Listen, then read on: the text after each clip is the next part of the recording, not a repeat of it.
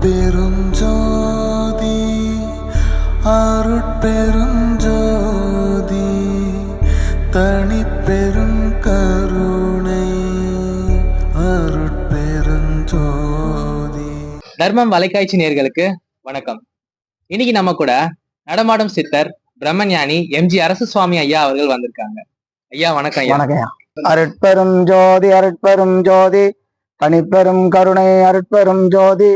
எல்லா உயிர்களும் இன்புற்று வாழ்க, வள்ளல் மலரடி வாழ்க வாழ்க, கொல்லா விரதம் உலகமெல்லாம் ஓங்குக. தர்மம் தொலைக்காட்சி நேயர்களுக்கு வணக்கம். அதே நேரத்தில் உலக பொதுமக்கள் அனைவருக்கும் வணக்கம். வணக்கம் ஐயா. இன்னைக்கு உங்களை சந்திச்சல ரொம்ப சந்தோஷமா இருக்கேன். எனக்கு சந்தோஷம் ஐயா. எனக்கு ஒரு கேள்வி இருக்கு ஐயா. சரிங்க. ரொம்ப நாளாவே மனசு ரொம்ப குழப்பமாக இருக்குது. எதை நினைச்சாலும் டென்ஷனா இருக்கு, ரொம்ப யோசிக்கிற மாதிரி இருக்கு. நைட்டு படுத்தா தூக்கமே வர மாட்டேங்குது. எதையாவது நினைச்சு ஏக்கத்தோடையும் பிளஸ் வருத்தத்தோடையுமே இருக்கிறேன். இதுக்கெல்லாம் என்ன தீர்வு? அற்புதமான கேள்வி கேட்டுக்கிறீங்க. இதுக்கு ஒரே பதில் தவம் பண்ணணும். ஐயா இதுதான் நான் கேட்கணும்னு வந்தேன். இந்த தவம் மெடிடேஷன் என்ன நேரத்துல மெடிடேஷன் பண்ணணும், சோ இத பத்தின சில விஷயங்கள் எனக்காக சொல்லுங்க ஐயா. அற்புதமான கேள்வி கேட்டுருக்கிறீங்க. அதாவது பாத்தீங்கன்னா, யாரா இருந்தாலும் காலையில ஒரு 4 மணிக்கு எழுந்துட்டு நல்லா குளிச்சுட்டு, காலை கடன்லாம் முடிச்சுட்டு குளிச்சுட்டு, நீங்க தனியா ஒரு ரூமை தேர்ந்தெடுத்துக்கின்னு அந்த இடத்துல ஒரு முடிஞ்ச அளவுக்கு ஒரு 1/2 hour இருங்க போதும். அதாவது உங்களோட உடம்பு பொறுத்து இருக்குது. அப்போ ஒரு 1/2 மணி நேரம் தவம் பண்ணுங்க. அது முறையான தவம்லாம் இருக்குது, அதை நான் உங்களுக்கு சொல்லித்தரேன். ஐயா எனக்கு இப்ப சொன்னதுல இருந்து கேக்குறேன். நீங்க ஒரு ரூம்குள்ள போய் தனிமையா இருந்து தியானம் பண்ண சொன்னீங்க. இப்படி உட்காந்து தியானம் பண்ணும்போது அப்படி தியானம் பண்ண நேரத்திலயும் மனதுல பல விஷயங்கள் அலைப்பாயிறது, அந்த மாதிரி விஷயங்கள்லாம் நடக்குது. சோ ஒரு போக்கஸ்டா எதை பத்தியுமே நினைக்காம சோ எப்படி தவம் பண்றது? அதுதான் நீங்க மைண்டை ஒருநிலைப்படுத்தி ஒரு சிந்தனையை அப்படியே வச்சிங்கன்னா உங்களுக்கு கொஞ்சம் கொஞ்சமா மாறினே வரும். அது ஒரு நாளைக்கு கொஞ்சம் மாறும், அத்தனை நாளைக்கு அப்படியே மாறிக்கினே நல்லா ஆகும். இன்னும் அதுக்கு அடிப்படையான விஷயம் இருக்குது, அதெல்லாம் முறையா பண்ணணும். ஓகே. அதாவது நீங்க என்ன சொல்றீங்கன்னா, ஒரே நாளில் எல்லாமே வந்துடாது. பழக பழக நம்ம அந்த மனசை ஒருநிலைப்படுத்துவது பழக பழக வந்துவிடும் என்று சொல்றீங்க. ரொம்ப அற்புதமா இருக்கியா. ஐயா எனக்கு இன்னொரு கேள்வி என்னன்னா, இப்போ தியானம் பண்றது இல்ல ஏதோ ஒர்க் அவுட் எக்ஸசைஸ் எதுவும் வந்தாலும் எடுத்துக்கலாம் ஐயா.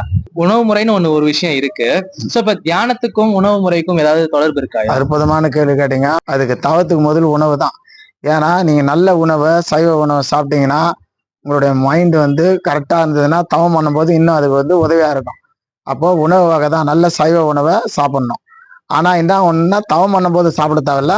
அதுக்கு முன்னாடி நம்ம உணவு எடுத்துக்கிறோம் பார்த்தீங்களா, அதுதான் உங்களுக்கு ஹெல்த் ஆகி நீங்க தவம் பண்ணும்போது என்ன ஆகுனா அது உங்களுக்கு ஒரு ஹெல்ப்பா இருக்கும். அதாவது உதவியா இருக்கும்.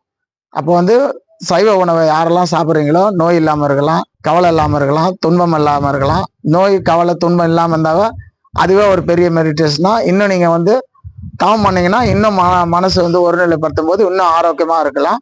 உங்க வேலை எது செய்தாலும் நல்லா நிம்மதியா இருப்பீங்க, நல்லா அற்புதமா இருப்பீங்க. இதுதான் அற்புதமான. ரொம்ப நன்றி. தெளிவான ஒரு பதில் விளக்கத்தை எனக்காக நீங்க சொல்லியிருக்கீங்க. ரொம்ப அற்புதம் ஐயா. எனக்கு இன்னொரு கேள்வி இருக்கியா. இந்த மெடிடேஷன் பண்ணும்போது இந்த இடம் அப்படின்றது எப்படி ரொம்ப ஒரு முக்கியத்துவமான ஒரு இடம்? ஆமா. அதாவது என்னன்னா, தவம் பண்ணும்போது நீங்க ஒரு தனி அறையை தேர்ந்தெடுத்துக்கணும். தனி அறையோ இல்ல மாடி மேல ஏதாவது எந்த தொந்தரவு இல்லாத, டிஸ்டர்ப் இல்லாத இடமா ஒரு அமைதியான இடத்த நீங்க தேர்ந்தெடுத்துக்கணும் பண்ணீங்கன்னா இன்னும் நல்லா அற்புதமா இருக்கும். அதுதான் உண்மை. ரொம்ப அற்புதமான கேள்வி கேட்டீங்க. இடம், உண்மையான இடம் தான் மெயின். அதுக்கு தேவை இடத்த வச்சுதான்.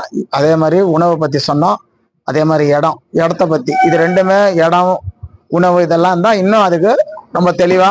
ஆனா தவத்துக்கு ஒரு பெரிய பலன். அது அருமையான கேள்வி கேட்ட. இடம் முதல் முக்கியம். ஐயா ரொம்ப நன்றி ஐயா. இன்னைக்கு ரொம்ப அற்புதமான ஒரு பதில் எனக்காக நீங்க சொல்லியிருக்கீங்க. என்னோட கேள்விக்கும் மக்கள் கேள்விக்கும் நீங்க ரொம்ப அழகாக பதில் சொல்லியிருக்கீங்க. எனக்கே மெடிடேஷன் பண்ணும் போல இருக்கு. ரொம்ப பாசிட்டிவா இருக்கிறேன். ரொம்ப நன்றிங்க ஐயா. நன்றி.